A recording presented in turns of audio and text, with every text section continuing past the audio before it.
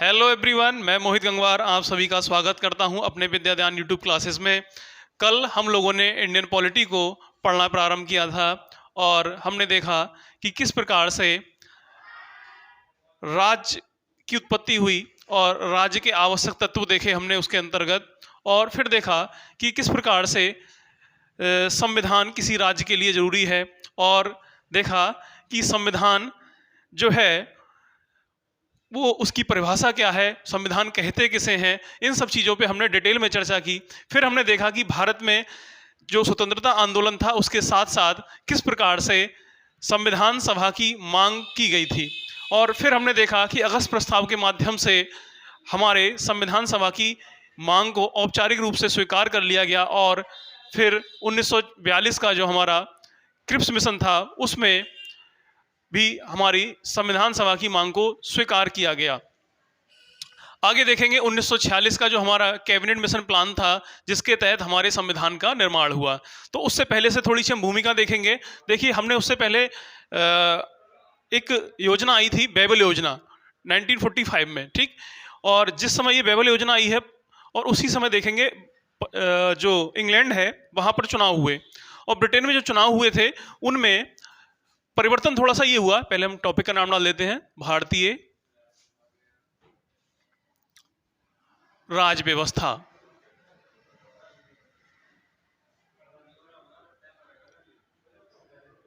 भारतीय राज व्यवस्था, ठीक। तो भारतीय राज व्यवस्था हम देखेंगे जो ब्रिटेन में चुनाव हुए उसी समय, उसमें 10 जुलाई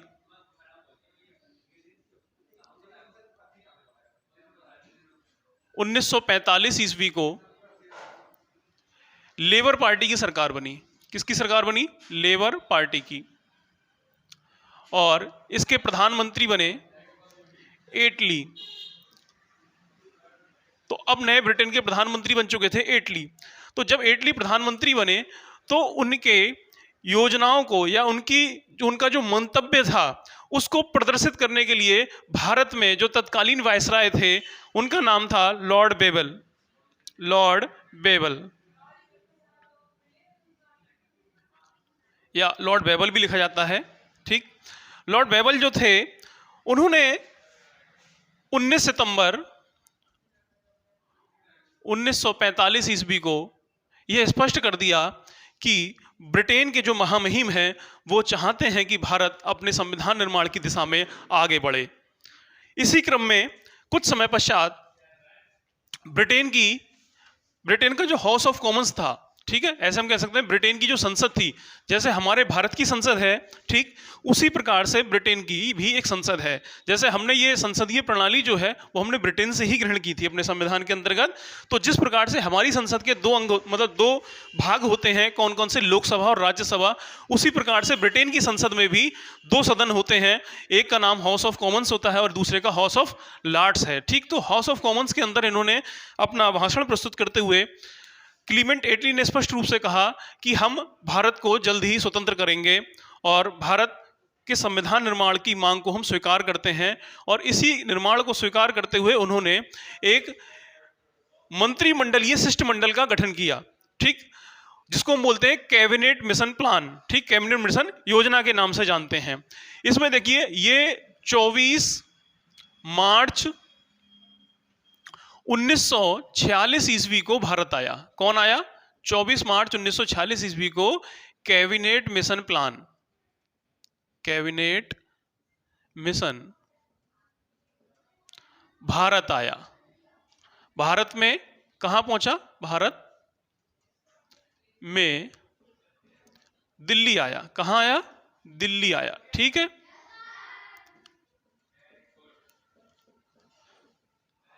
अब ये देखो, अब इसमें प्रश्न बनता है, सबसे पहला प्रश्न आप लोगों से परीक्षाओं में यही पूछा जाता है कि कैबिनेट मिशन प्लान भारत कब आया।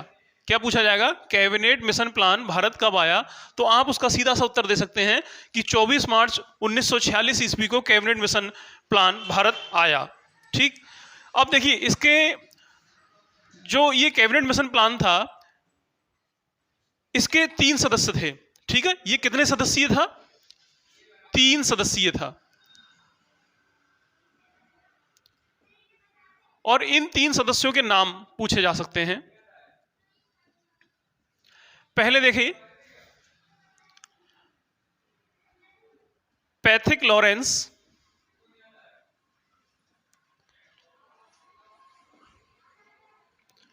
देखिए पैथिक लॉरेंस थे, दूसरे एबी अलेक्जेंडर,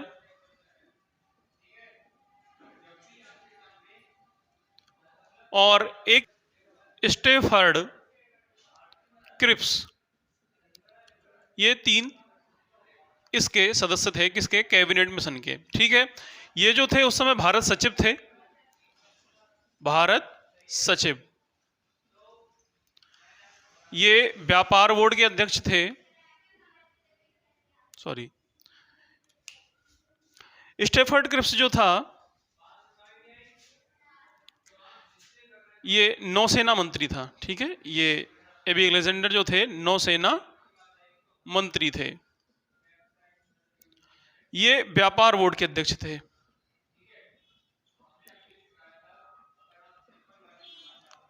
अध्यक्ष, ठीक है, तो आप इसको जरूर नोट कीजिएगा कि जो कैबिनेट मिशन प्लान था वो 3 सदस्यीय था, उसके तीनों सदस्यों के नाम पैथिक लॉरेंस, एबी अलेक्जेंडर और स्टेफर्ड क्रिप्स था। अब प्रश्न पूछा जाएगा कि जो कैबिनेट मिशन प्लान था उसका अध्यक्ष कौन था, तो कौन हो जाएगा? देखिए, ये जो पैथिक लॉरेंस हैं यही इसके अध्यक्ष थे। कौन थे? अध्यक्ष। किसके? कैबिनेट मिशन प्लान के। प्रश्न आएगा कैबिनेट मिशन प्लान का अध्यक्ष कौन था, हमारा आंसर सीधा सा हो जाएगा पैथिक लॉरेंस थे। सभी लोग बता देंगे, उम्मीद करता हूं आपको ये चीज अच्छे से समझ आई होगी। अब देखिए, ये तीनों ही, देखो इसका जो कैबिनेट मिशन प्लान था, इसे मंत्रिमंडलीय शिष्टमंडल भी इसलिए कहा गया था क्योंकि देखो ये तीनों ही जो ब्रिटेन का मंत्रिमंडल था उसके सदस्य थे। ब्रिटेन की संसद का जो मंत्रिमंडल था उसके तीनों ही सदस्य थे, इसीलिए इसका नाम भी मंत्रिमंडलीय शिष्टमंडल रखा गया था।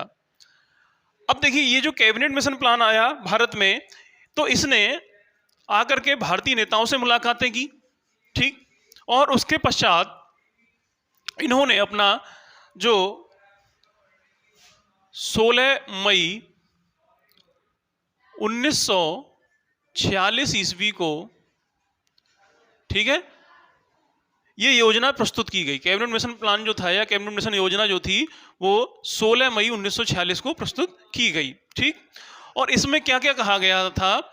इसमें सीधा सा कहा गया, देखो एक तो जो पाकिस्तान की मुस्लिम लीग जो थी, हमारे यहाँ की एक पार्टी थी कांग्रेस के साथ ही, तो मुस्लिम लीग की मांग चल रही थी कि हमारे लिए एक अलग मुस्लिम राज्य, मतलब अर्थात पाकिस्तान बनाकर दिया जाए।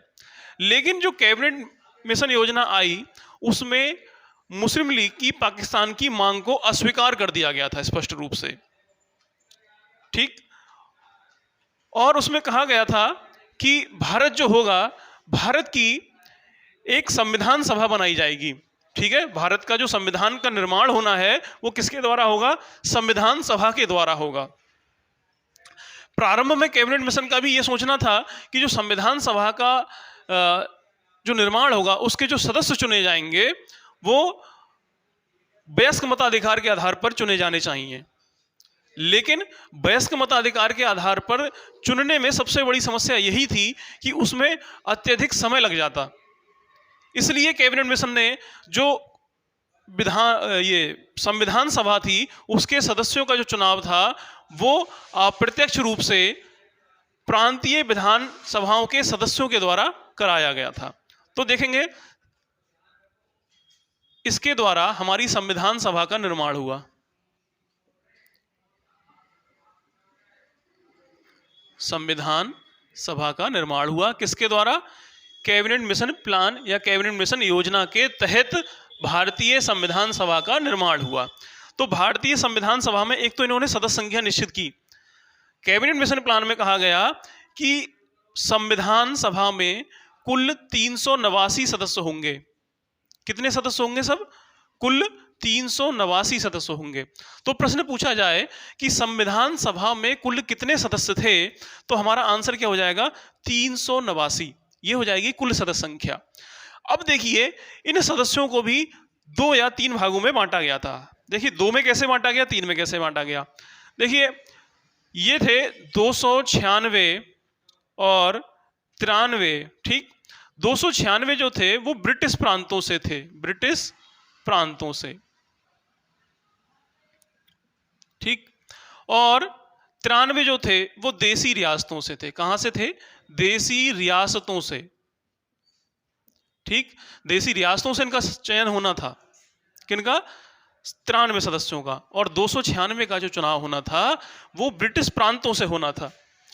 अब देखिए इस 296 को भी दो भागों में बांट दिया गया था। 200 देख लेंगे यहां पर, मैं थोड़ा सा आगे लिख देता हूं, 292 प्लस 4, ठीक। ये 292 प्लस 4 का विभाजन कैसा था देख लीजिए।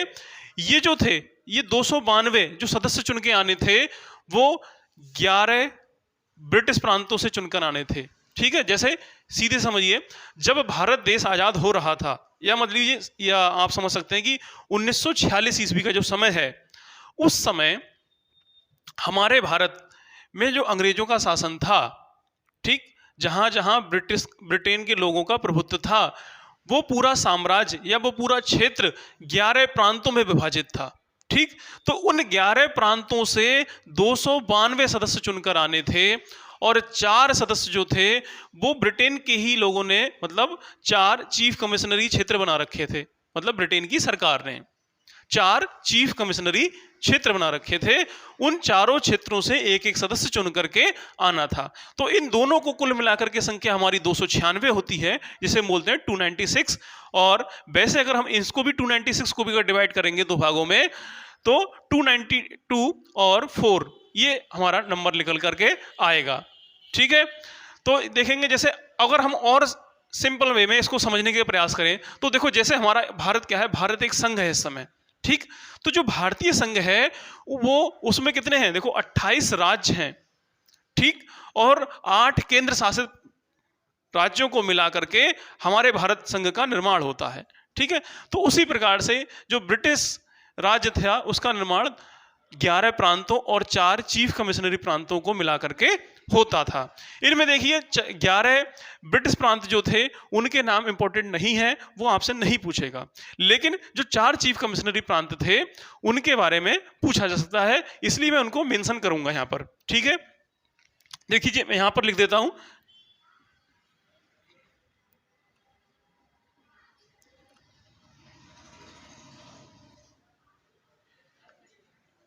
कौन कौन से थे। देखिए हमारा दिल्ली,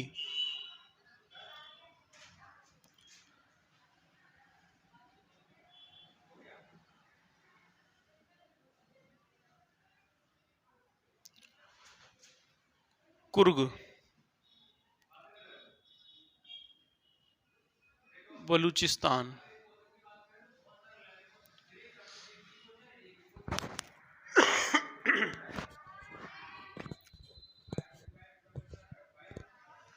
तो ये चारों हो जाएंगे। देखिए हमारे नंबर डाल सकते हैं हम इन पे, 1 2 3 और 4, ठीक है। तो इनके चारों के नाम याद रखिएगा कि 4 चीफ कमिश्नरी क्षेत्र कौन कौन से थे, ठीक। तो आप एक बार इसका थोड़ा सा स्क्रीनशॉट ले लें या नोट कर लें। अगर जैसे कभी वीडियो में कुछ इंपॉर्टेंट लगा करे और आपको वो नोट करना हुआ करे, तो आप वीडियो को पॉज कर दिया करें और उसके बाद आप उसको अपने नोटबुक में नोट करें। मैं प्रयास ये करूंगा कि आपको बेहतर से बेहतर शिक्षा दे पाऊं, और मेरा प्रयास यही है कि आपको, जो मैं पूरी ये इंडियन पॉलिटी की सीरीज लेकर के चल रहा हूं, उसमें आपका संपूर्ण सिलेबस कवर करा दूं। आपको इसके पश्चात कहीं ना तो क्लास लेने की आवश्यकता रहे, ना कोई किताब पढ़ने की आवश्यकता रहे।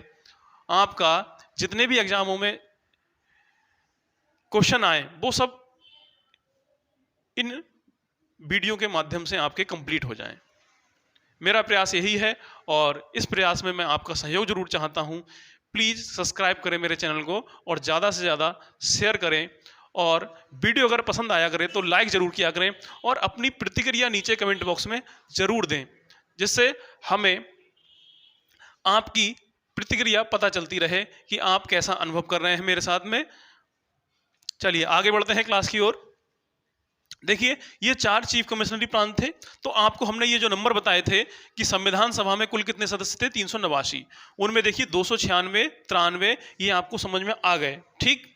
और 296 का भी जो डिवाइडेशन था वो मैंने बता दिया, 292 और प्लस 4 करके, ठीक है। और बता दिया वो 292 11 प्रांतों से थे और जो 4 थे वो चीफ कमिश्नरी क्षेत्रों से थे, ठीक है। अब देखिए ये इन्होंने नंबर दिया पूरा। अब इसके बाद इन्होंने कहा कि ये जो कुल सदस्य हैं, ठीक, इनमें से जो 296 सदस्य या 296 जो मेंबर्स होंगे कॉन्स्टिट्यूंट असेंबली के, तो ये तो अप्रत्यक्ष रूप से चुने जाएंगे जो प्रांतीय विधानसभाएं हैं, ठीक है। प्रांतीय विधानसभाओं के सदस्यों के द्वारा अप्रत्यक्ष रूप से 296 सदस्यों का चुनाव होना था, ठीक है। यहां तक क्लियर हो गया। और ये जो थे ये चीफ कमिश्नरी क्षेत्रों से समझौता समिति के द्वारा जो मनोनीत होकर के मतलब नॉमिनेट होकर के आने थे वो वैसे थे, इनका चुनाव नहीं होना था उस प्रकार से। तो चुनाव जो हुए थे हमारे संविधान सभा के वो इतने मेंबर्स पे हुए थे, 296 पर हुए थे, या 296 जो सीटें थी उन पर चुनाव हुआ था। अब देखिए ये तो उन्होंने संख्या बता दी थी, ये संख्या उन्होंने डिसाइड कैसे की? जो कैबिनेट मिशन था उसने एक मानक मान लिया कि 10 लाख की जनसंख्या पर हम एक संविधान सभा का सदस्य को निर्वाचित कराएंगे, ठीक है। और उसी आधार पर इन्होंने ये सदस्य संख्या निकाली थी 389, ठीक है। तो अगर कोई प्रश्न में पूछता है कि कितनी जनसंख्या पर एक प्रतिनिधि, संविधान सभा का एक प्रतिनिधि या संविधान सभा का एक सदस्य चुना गया था, तो आप सीधा सा आंसर देंगे लगभग 10 लाख की जनसंख्या पर। और प्रत्येक प्रांतों में सीटों का जो बंटवारा था वो जनसंख्या के आधार पर ही किया गया था, ठीक। अब देख लेते हैं, ये देखें, अब थोड़ा सा मैं इसको रब कर देता हूं ताकि अच्छे से समझा सकूं।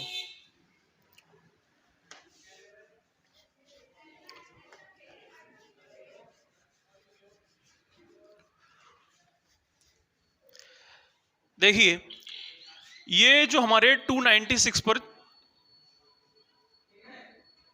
इलेक्शन होना था, ठीक है। तो इनमें भी क्या किया गया, इनका भी विभाजन समुदायों के आधार पर किया गया, ठीक है। किस आधार पर किया गया? समुदायों के आधार पर। इसमें क्या किया गया, देखो 3 समुदाय बांटे गए, एक सामान्य, दूसरा मुस्लिम और तीसरा सिख, ठीक है। अब ये देखो ये जो 296 मेंबर्स हैं ऑल, ठीक है, इनका विभाजन समुदायों के आधार पर किस प्रकार से किया गया था? सामान्य को 213, मुस्लिम को 79 और सिखों को 4, ठीक है। तो अगर हम इसका देखो टोटल करेंगे तो हमारा कितना हो जाएगा?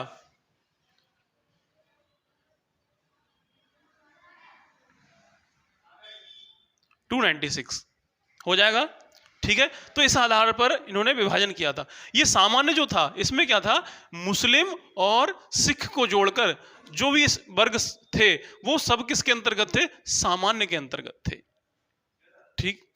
अब देखिए इसके पश्चात संविधान सभा का चुनाव हुआ। संविधान सभा का चुनाव जो था वो जुलाई 1946 ईस्वी में संपन्न हुआ। किस में संपन्न हुआ? जुलाई 1946 ईस्वी में। देखिए जो चुनाव हुए तो उनमें देखिए जो संविधान सभा के जब चुनाव हुए तो जो भारत की प्रमुख प्रमुख पार्टियां थीं सभी ने उन संविधान सभा के चुनावों में हिस्सा लिया। अब कौन से दल को कितनी सीटें प्राप्त हुई ये भी इंपॉर्टेंट है, ठीक। तो देखो इसमें आपसे कांग्रेस का जरूर पूछेगा, ये एक बार स्क्रीनशॉट लीजिएगा फिर मैं इसको हटा दूं।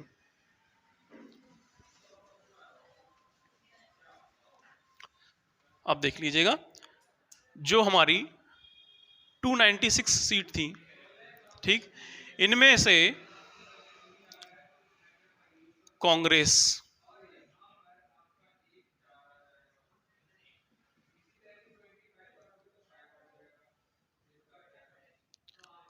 और मुस्लिम लीग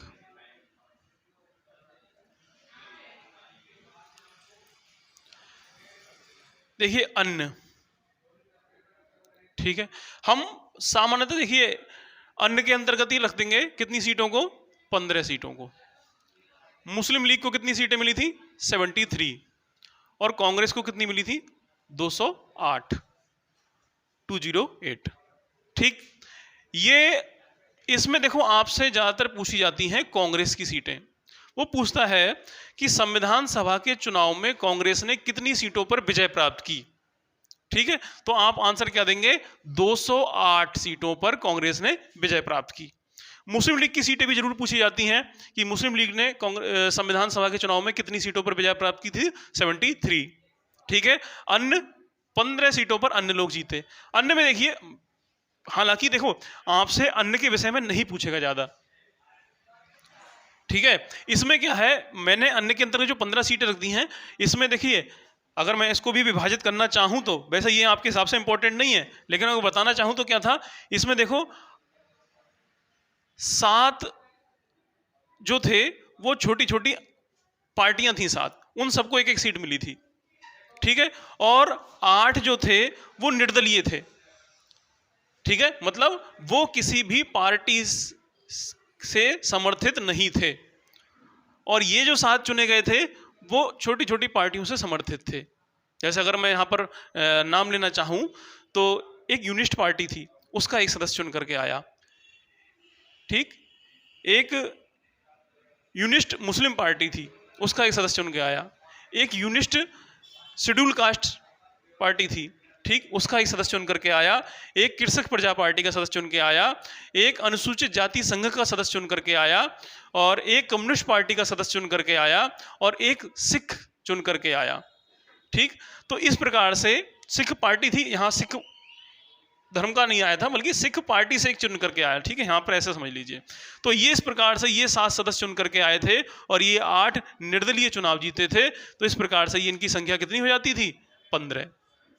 तो ये सब आपसे एग्जाम में नहीं पूछे जाते हैं, ये बहुत ज्यादा डिटेल में हो जाता है। आपसे जो पूछा जाएगा कांग्रेस और मुस्लिम लीग के सदस्यों की संख्या ही पूछी जाएगी, बस। यहां तक क्लियर हो गया। आगे देखें, ये जब चुनाव हो गए, अब देखिए यहां पर मुस्लिम लीग ने प्रारंभ में तो ये स्वीकार कर लिया था कि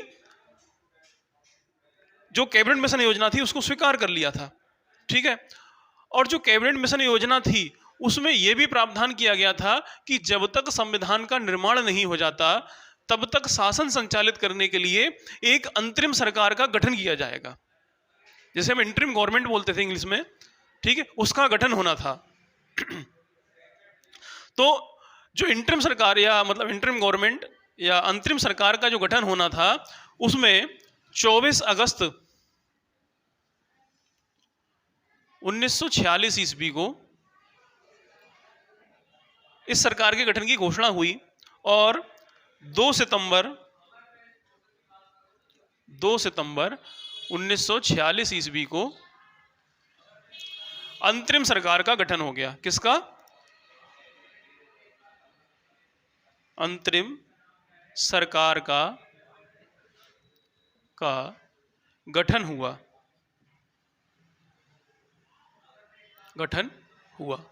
ठीक। अब देखिए ये मैंने अंतरिम सरकार का गठन बता दिया। अंतरिम सरकार के बारे में और अभी डिटेल में चर्चा करेंगे हम बाद में, लेकिन थोड़ा सा पहले बैकग्राउंड में आप समझ लीजिए। इधर जो परिणाम निकल करके आए, ठीक है, जो संविधान सभा के जो चुनाव हुए उनके बाद जो परिणाम निकल करके आए और उसमें जब मुस्लिम लीग को 73 सीट्स मिली ओनली, तो ऐसी स्थिति में क्या किया, मुस्लिम लीग के जो लोग थे या मुस्लिम लीग के जो प्रमुख नेता थे, खास तौर से मोहम्मद अली जिन्ना, उनको यह आभास होने लगा कि हमारी जो सदस्यों की संख्या है वो बहुत संविधान सभा में बहुत कम रहेगी, इस आधार पर हमारा प्रभाव संविधान सभा में उतना नहीं रहेगा। इस कारण से उन्होंने पुनः अलग मुस्लिम राष्ट्र अर्थात पाकिस्तान की मांग को पुनः जोड़ देना प्रारंभ कर दिया। और इसीलिए इन्होंने एक 16 अगस्त 1946 46 ईस्वी को प्रत्यक्ष कार्यवाही दिवस मनाया। प्रत्यक्ष कार्यवाही दिवस, कार्यवाही दिवस मनाया। तो आपसे देखो ये क्वेश्चन ये भी पूछ सकता है, इसे हम अंग्रेजी में बोलते हैं डायरेक्ट एक्शन डे। ठीक, कई बार प्रश्न आपके भले से हिंदी माध्यम से पूछा जाए, उसमें भी डायरेक्ट एक्शन डे लिख देता है। तो आप याद रखना, प्रत्यक्ष कार्यवाही दिवस या डायरेक्ट एक्शन डे कब हुआ? 16 अगस्त 1946 ईस्वी को। यह मुस्लिम लीग के द्वारा प्रारंभ किया गया, मनाया गया था। इसमें सीधे सीधे क्या था कि इनका कहना यह था कि ऐसे जो हम राजनीतिक रूप से सरकार के ऊपर दबाव बना रहे हैं, उससे अंग्रेज मतलब सरकार से मतलब ब्रिटिश सरकार के ऊपर, उसका प्रभाव इतना ज्यादा स्थायी रूप से नहीं दिख रहा है। हमारी मांगों को ठुकरा दिया गया कैबिनेट मिशन प्लान में भी। तो अब क्या है, हम सीधे जो हमारे मुस्लिम बाहुल्य क्षेत्र हैं और जहां हिंदू अल्पसंख्यक है, वहां पर दंगे भड़काएंगे और सीधे कार्रवाई करेंगे, जिससे मजबूर होकर के हमारी मांग को स्वीकार करना पड़े।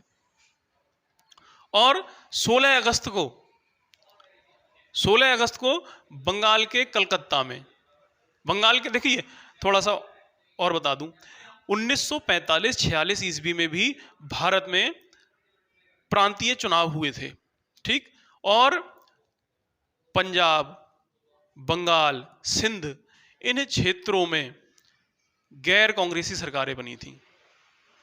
ठीक है, अन्य प्रांतों में तो कांग्रेस सरकार बन गई थी और यहां पर मुस्लिम लीग की सरकार थी बंगाल में, और उसके मुख्यमंत्री थे सोहरावर्दी। आप ध्यान से पूरे घटनाक्रम को सुनेंगे तो आपको, मैं आशा करता हूं कि आपको बहुत अच्छे से चीजें क्लियर होती जाएंगी। एक कहानी के रूप में मैं आपको डिलीवर करने का प्रयास कर रहा हूं, और अगर मैं सफल रहूं तो आप मेरा उत्साहवर्धन जरूर कीजिएगा कमेंट के माध्यम से, और बताइएगा आपका अनुभव कैसा रहा। तो देखिए, यहां पर जो बंगाल प्रांत था, उसमें जब मुस्लिम लीग की सरकार थी, उस मुस्लिम लीग की सरकार के जो मुखिया थे, या कह सकते हैं मुख्यमंत्री जो थे, उनका नाम सोहरावर्दी था। सोहरावर्दी ने कलकत्ता में एक सभा आयोजित की, और उस सभा में सीधे सीधे मुस्लिमों को संबोधित करते हुए कहा कि 24 घंटे के लिए मैं आपको आश्वासन देता हूं कि कोई सेना, कोई पुलिस कार्रवाई नहीं करेगी, और आप सीधे जाकर के हमला बोलें। ऐसी स्थिति में क्या हुआ, वहां पर जो मुस्लिम बाहुल्य क्षेत्र थे, उनमें हिंदुओं को मारा गया। अब तक जितने भी दंगे हुए, हिंदू मुस्लिम दंगे होते थे, उनमें एक अलग पैटर्न देखने को मिलता था कि अब तक के दंगों में इनका जो मुख्य लक्ष्य रहता था, खास तौर से मुस्लिम लोगों का, वो उनकी प्रॉपर्टी को लूटना हुआ करता था। लेकिन यहां पर देखने की प्रवृत्ति ये आई कि सीधे मारना है। ठीक, और जैसे ही यहां पर ये समझ लीजिए आप, 16 अगस्त से लेकर के 19 अगस्त के बीच, या 19 अगस्त तक 4000 लाशें बिछा दी गई, और 10,000 से ज्यादा लोग घायल हो चुके थे। इतना बड़ा नरसंहार यहां पर किया गया। इसके बाद बिहार में दंगे प्रारंभ हो गए। बिहार के बाद पूर्वी बंगाल में नुआखाली क्षेत्र जो था, वहां पर दंगे प्रारंभ हुए। नुआखाली में भी जमकर हिंदुओं के घरों को लूटा गया। प्रतिक्रिया स्वरूप हिंदू की तरफ से भी मुस्लिम जहां अल्पसंख्यक था, वहां पर दंगे प्रारंभ हुए। बिहार जो क्षेत्र था, यहां पर मुस्लिमों की संख्या इतनी ज्यादा नहीं थी, और देखते ही देखते मार्च 1947 ईस्वी तक संपूर्ण पंजाब में ये दंगों की चपेट में आ चुके थे, और पंजाब क्षेत्र में तो दंगे बहुत ही भीषण होने लगे। पंजाब क्षेत्र में भी खास तौर से जो दक्षिण पूर्वी पंजाब था, वहां पर देखा गया कि जो वहां के लोग थे, वहां के जो मुस्लिम बाहुल्य लोग थे, वहां पर एक अंग्रेज अफसर थे मून, उन्होंने अपनी किताब में सीधे साफ स्पष्ट अक्षरों में लिखा है कि वहां के मुस्लिमों की लूट की प्रवृत्ति सीधी थी। वहां उनका मतलब दंगों में एक पैटर्न था कि मारना नहीं है, वहां के पुरुषों को मारना नहीं है, इनकी प्रॉपर्टी पर कब्जा करना है और इनकी महिलाओं पर अधिकार करना है। ये उनके दंगे का पैटर्न था। और जहां मुस्लिम और हिंदू की संख्या बराबर थी, वहां मार काट करनी थी एक दूसरे को। और इसमें सिर्फ हिंदू प्रभावित नहीं हुए, मुस्लिम भी कई जगह मुस्लिम को भी इस दंगे में बहुत ज्यादा प्रभावित हुए, खासतौर से बिहार था जहां जहां हिंदू थोड़ा सा बहुसंख्यक था। और यही दंगों की चपेट में फिर ये उत्तर प्रदेश का गढ़मुक्तेश्वर क्षेत्र भी आ गया। गढ़मुक्तेश्वर क्षेत्र में बड़े पैमाने पर दंगे हुए, यहाँ हिंदू मुसलमानों को बड़े पैमाने पर कत्ल किया गया। देखते ही देखते संपूर्ण भारत, मतलब संपूर्ण लगभग उत्तर भारत खासतौर से, जहां जहां जिन जिन क्षेत्रों में पाकिस्तान बनाने की मांग थी, खासतौर से उत्तर पश्चिमी क्षेत्र भारत का और इधर पूर्वी बंगाल का क्षेत्र, इन क्षेत्रों में बड़े पैमाने में दंगे हुए थे। और ये दंगे लगातार चलते रहे, तब तक चले जब तक कि भारत विभाजन की मांग को स्वीकार नहीं कर लिया गया। और जब भारत विभाजन हुआ, फिर पलायन को लेकर के फिर दंगे हुए, उनके क्षेत्रों पर कब्जे हुए, वो फिर और बड़ी त्रासदी बन करके हमारे सामने प्रस्तुत हुई। तो हम यहां पर देख रहे हैं कि जिन्ना ने डायरेक्ट एक्शन डे मनाया है कब? 16 अगस्त 1946 ईस्वी को। अब जिन्ना का जो डायरेक्ट एक्शन डे था, और दूसरी तरफ अंतरिम सरकार का गठन हो रहा है तुम्हारा अगस्त, और देखिए 2 सितंबर को अंतरिम सरकार गठित भी हो गई। तो ये जो अंतरिम सरकार गठित की गई, इसमें मुस्लिम लीग ने भाग ही नहीं लिया। मतलब कह सकते हो कि मुस्लिम लीग इस अंतरिम सरकार में सम्मिलित नहीं हुई। जब मुस्लिम लीग अंतरिम सरकार में सम्मिलित नहीं हुई, तो उस अंतरिम सरकार में कुल सदस्य 13 रखे गए। कितने सदस्य रखे गए? 13 सदस्य रखे गए, कुल 13 सदस्य।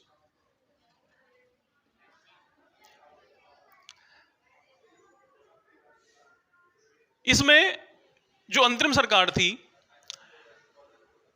इसमें कांग्रेस के नेता थे, मुस्लिम लीग ने बहिष्कार कर दिया था, अर्थात मुस्लिम लीग इसमें सम्मिलित नहीं हुई। परंतु बाद में लॉर्ड बेबल जो वायसराय थे उस समय भारत के, उनके प्रयासों से मुस्लिम लीग 26 अक्टूबर 1946 ईस्वी को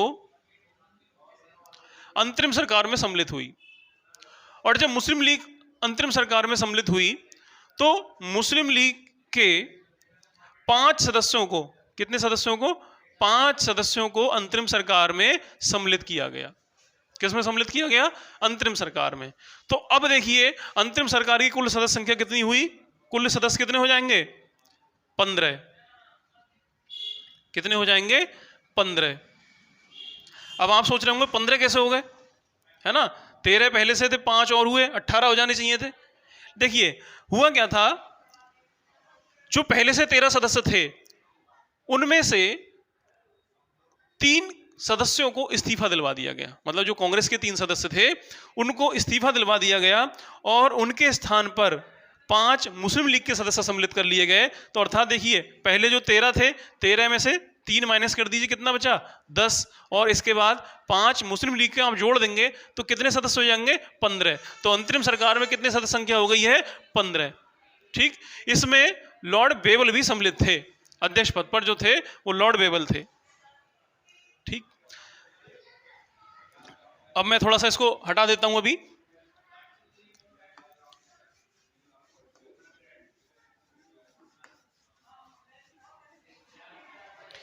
आगे देखेंगे। देखिए कभी कभी प्रश्न पूछ लिए जाते हैं कि कौन कौन से सदस्य में सम्मिलित किए गए थे। तो आपको सारे नाम याद नहीं करने ना, आपको ये जो है आपका अंतरिम सरकार, इसमें कौन कौन लोग सम्मिलित थे उन सबके नाम याद नहीं करने। लिखाने को मैं आपको यहां बोर्ड पर सारे लिख दूं, लेकिन उनसे आपको कोई विशेष लाभ नहीं होने वाला। आप खास तौर से उन 2-3 नामों को ध्यान रख सकते हैं जो बाद में सम्मिलित हुए थे। ठीक है, तो पहले तो मैं आपको दिखा दूं, लियाकत अली।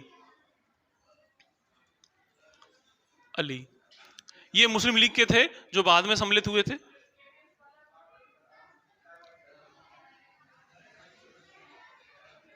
जोगेंद्र नाथ मंडल,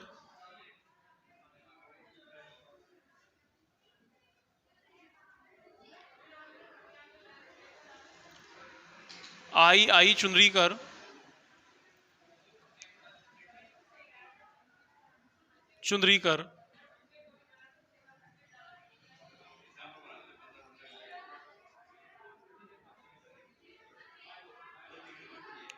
अब्दुल रब, निस्तार और 5वें गजानफर अली खां। ये 5 व्यक्ति जो थे मुस्लिम लीग से, जो अंतरिम सरकार में सम्मिलित हुए। ठीक है, देखिए, और जो 3 सदस्य थे जो कांग्रेस के, जिन्होंने इस्तीफा दिया, उनके भी नाम थोड़ा सा इंपॉर्टेंट है। उनके नाम देख लीजिए, शरद चंद्र बोस,